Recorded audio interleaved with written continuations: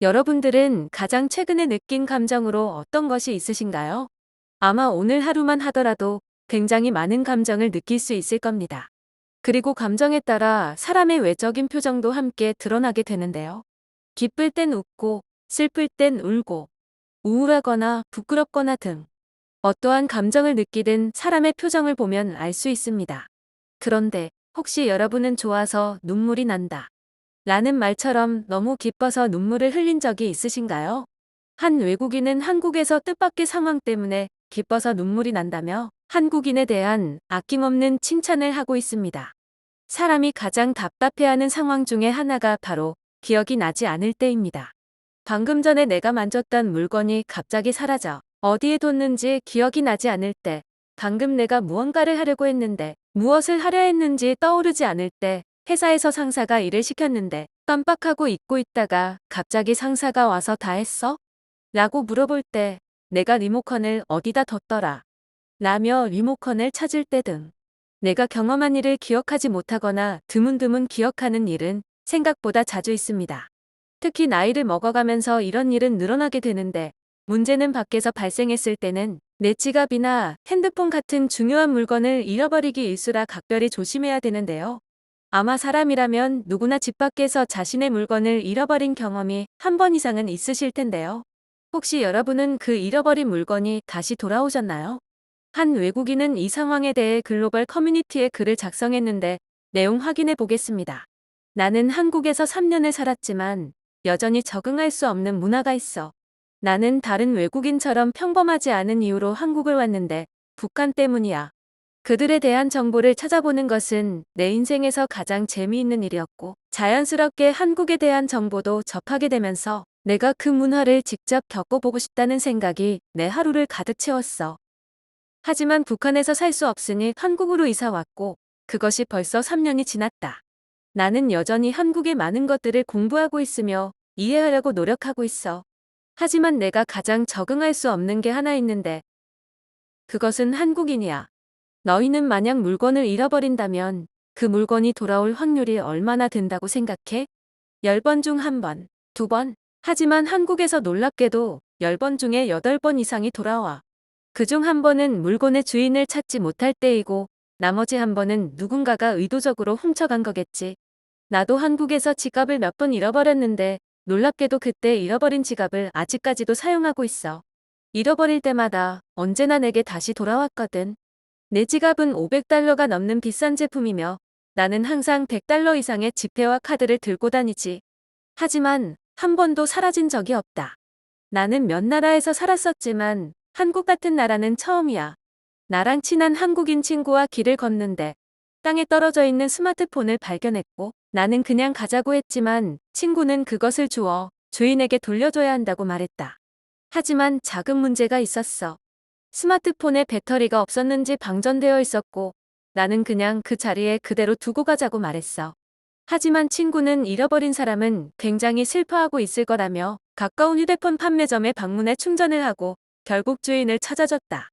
배터리가 없었기 때문에 자신이 가져도 모를 가능성이 높았지만 결국 주인을 찾아주는 친구를 보고 바보 같다고 생각도 했지만, 한편으로는 이런 사람이 내 친구라 자랑스럽더라고.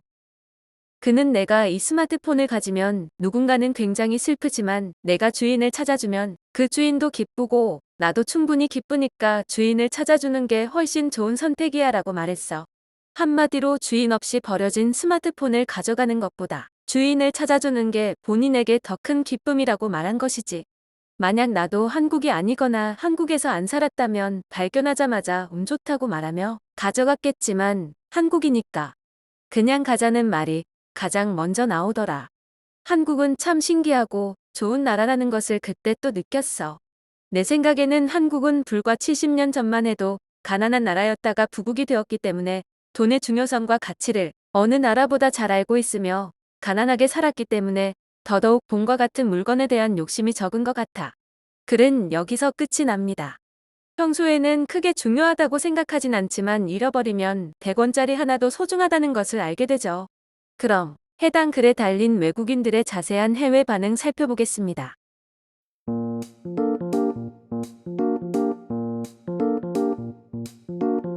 유럽이 선진국이 가장 많은 지역이라고 말하지만 한국 같은 나라는 없어. 스스로 선진국이라고 할 수 있는 나라는 한국 같은 국민의식이 뛰어난 나라다.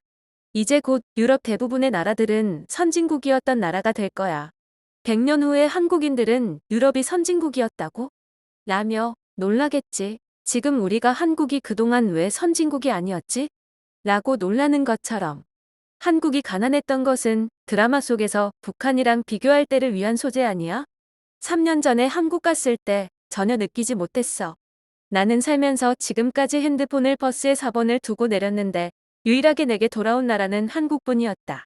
심지어 일주일 여행하는 중간에 잃어버리고 돌아왔어. 한국에서 사는 외국인은 공감할 거야. 길에서 떨어져 있는 지갑이나 핸드폰, 가방들을 보게 된다면 괜히 봤다라고 생각하게 돼. 주인을 찾아줘야 되나, 그냥 지나쳐야 되나 내 마음속에서 싸우게 되거든. 한국인들은 내 것과 남의 것을 굉장히 고집 있게 구분한다. 이것은 너가 말한 대로 좋은 예도 있지만 한국인의 물건을 말하지 않고 빌려 쓰는 경우 굉장히 화내더라고. 그건 그냥 너가 한심한 것 같아. 한국 사람들은 바보군.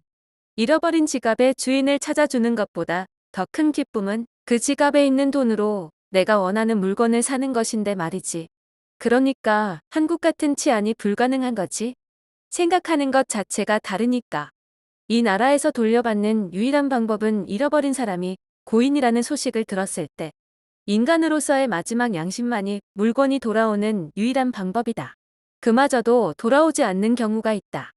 우리는 물건을 잃어버린 사람이 잘못이라며 그를 탓하겠지만 한국에서는 물건을 가져간 사람을 탓한다.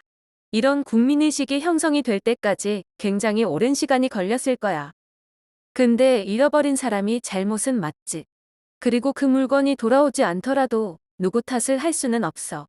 글쓴이 말을 믿을 수는 없지만 10번 중에 8번이 돌아온다는 것이 드라마 같은 일이지.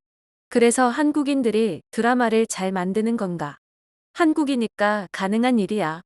다른 나라에서 너와 같은 상황이 발생했을 때 물건이 돌아오는 경우는 한국인이 주었을 경우.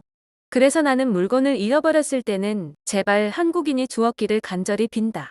나는 이 사람이 외국인이 아닌 한국인이라 확신해. 한국인들은 한국 커뮤니티에서 글과 댓글을 작성하며 조작하던 것이 밝혀지기도 했어. 한국에서 절대 없을 일을 마치 진짜인 것처럼 작성하는 거 보면 분명 한국인이 작성한 글이다. 나는 이 사람이 외국인이 아닌 일본인이라 확신해. 이런 근거 없이 작성되는 부정적인 글들은 대부분 일본인이 작성하더라고. 근거가 없다니? 한국에서도 한때 글과 댓글을 조작한 것으로 뉴스에서도 보도가 되었다. 일본인이라고 말한 것을 부정하지 않는 거 보니 일본인 맞구나. 일본인은 한국을 좋게 말하는 글만 보면 왜 항상 그런 식이야? 이해할 수 없어. 만약 논리가 안 되면 항상 끝에는 일본 덕분에 한국이 좋아진 거다.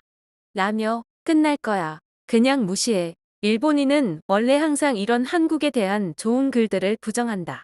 웃긴 것은 전에 일본인이 작성한 글에도 일본인이 부정하더라. 10번 중 8번이 돌아온다는 것을 믿어. 과장도 적당히 해야 믿지. 들고 있는 것도 훔쳐가는 게 한국인데.